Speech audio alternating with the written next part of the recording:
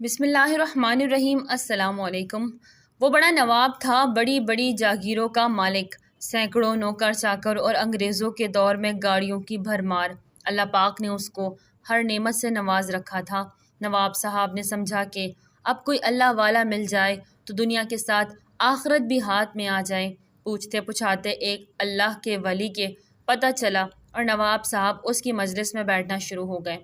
اللہ والے نے بھی کچھ عرصے بعد نوٹ کر لیا کہ یہ بندہ آتا ہے مگر کوئی سوال نہیں کرتا، بس بیٹھ کر چلا جاتا ہے۔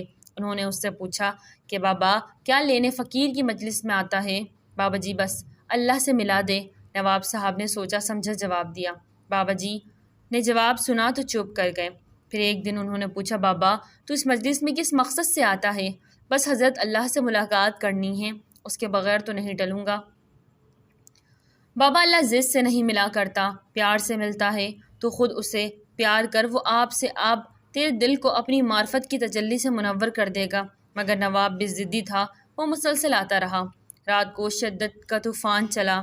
جنوری کا مہینہ تھا اور شدت کی سردی تھی۔ وہ زمانہ تھا جب سردی کی شدت کا یہ عالم ہوتا تھا کہ نومبر دسمبر میں تالاب کی سطح برف میں تبدیل ہو جایا کرتی تھی۔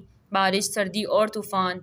نواب صاحب آتش دان بھڑکائے گرم بستر میں دب کے آرام فرما رہے تھے کہ مین گیٹ کو کسی نے کوٹنا شروع کیا۔ اس بدتمیزی پر نواب صاحب بڑے برا فروختہ ہوئے۔ گرم کمرے کی کھڑک سے پردہ جو اٹھا کر دیکھا تو پھٹے پرانے کپڑے پہنے، بارش میں بھیگا ہوا ایک ضعیف سا شخص ان کے گارڈ کی منت ترلے کر رہا تھا۔ وہ یقیناً نواب صاحب سے ملنے آیا تھا اور گارڈ اس کو اندر نہیں آنے دے رہا تھا۔ ایک ہی رستہ تھا کہ نواب صاحب اس فقیر کو طلب کر لے یا گارڈ کو حکم دے کہ وہ اسے اندر آنے دے۔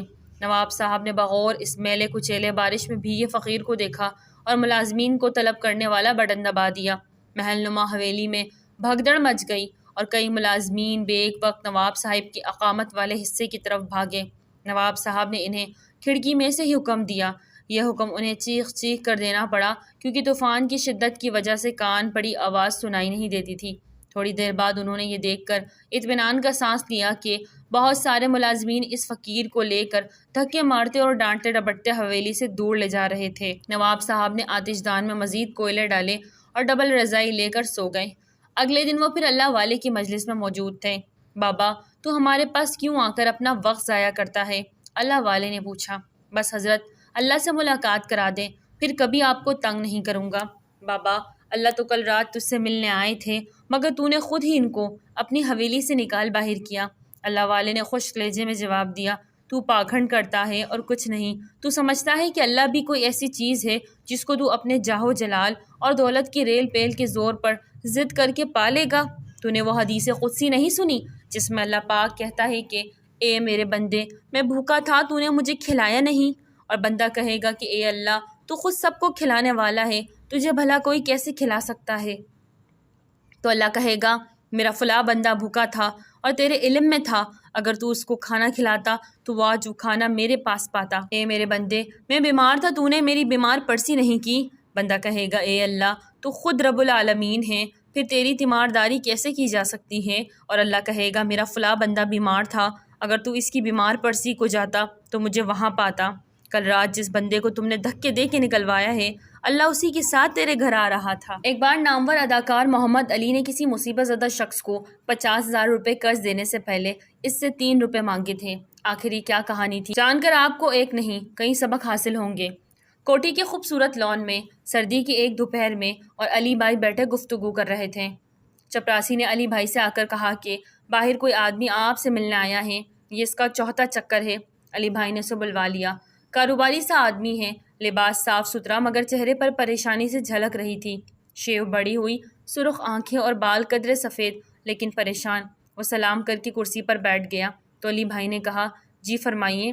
فرمانے کے قابل کہاں ہوں صاحب جی، کچھ عرض کرنا چاہتا ہوں، اس آدمی نے بڑی گمبھیر آواز میں کہا اور میری طرف دیکھا جیسے وہ علی بھائی سے کچھ تنہائی میں کہنا چاہتا تھا۔ علی بھائی نے اس سے کہا آپ ان کی فکر نہ کیجیے، جو کہنا ہے کہیے۔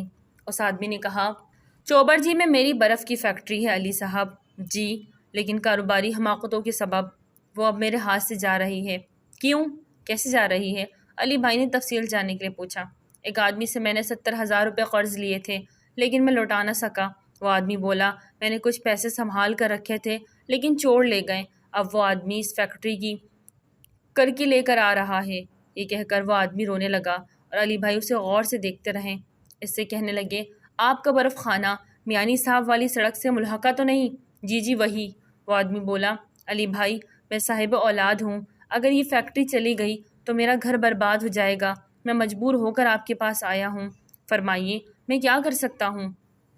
میرے پاس 20,000 ہیں، 50,000 آپ مجھے ادھار دے دیں، میں آپ کو قسطوں میں لوٹا دوں گا۔ علی بھائی نے مسکرا کر اس آدمی کو دیکھا، سگریٹ سلگائی اور مجھے مخاطب ہو کر کہنے لگے، روبی بھائی یہ آسمان بھی بڑا ڈرامے باز ہے، کیسے کیسے ڈرامے دکھاتا ہے، شطرنج کی چالیں چلتا ہے، کبھی مات کبھی جیت۔ یہ بات کہی اور اٹھ کر اندر چلے گئے۔ واپس آئے تو ان کے ہاتھوں میں نوٹوں کی ایک بنڈل تھا۔ کرسی پر بیٹھ گئے اور اس آدمی سے کہنے لگے، پہلے تو آپ کی داڑھی ہوتی تھی۔ وہ آدمی حیران رہ گیا اور چونک کر کہنے لگا، جی یہ بہت پرانی بات ہے۔ جی میں پرانی بات ہی کر رہا ہوں علی بھائی۔ اچانک کہیں کھو گئے۔ سگریٹ کا دھواں چھوڑ کر کچھ تلاش کرتے ہوئے پھر اس آدمی سے کہنے لگے، آپ کے پاس 3 روپے ٹوٹے ہیں؟ جی جی ہیں۔ اس آدمی نے جیب میں ہاتھ ڈال کر کچھ نوٹ نکالے اور ان میں سے 3 روپے نکال کر علی بھائی کی طرف بڑھا دیے۔ علی بھائی نے وہ پکڑ لیے اور نوٹوں کا بنڈل اٹھا کر اس آدمی کی طرف بڑھا دیا۔ یہ 50,000 روپے لے لیجئے۔ اس آدمی کی آنکھوں میں آنسو تھے اور نوٹ پکڑتے ہوئے اس کے ہاتھ کپ کپا رہے تھے۔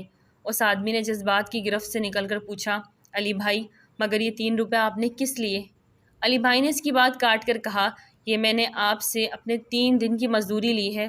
مزدوری؟ مجھ سے؟ میں آپ کی بات نہیں سمجھا۔ اس آدمی نے یہ بات پوچھی تو ایک حیرت اس کے چہرے پر پھیلی۔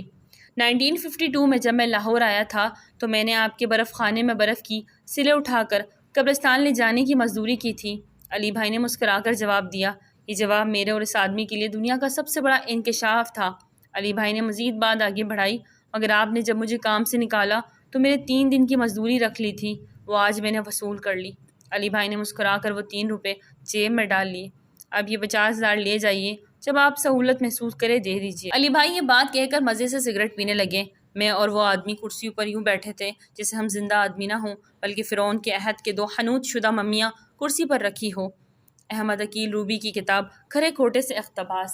سبحان اللہ۔ ناظرین ویڈیو اچھی لگے تو لائک کریں، چینل کو سبسکرائب کریں اور دعاؤں میں یاد رکھیں۔ السلام علیکم۔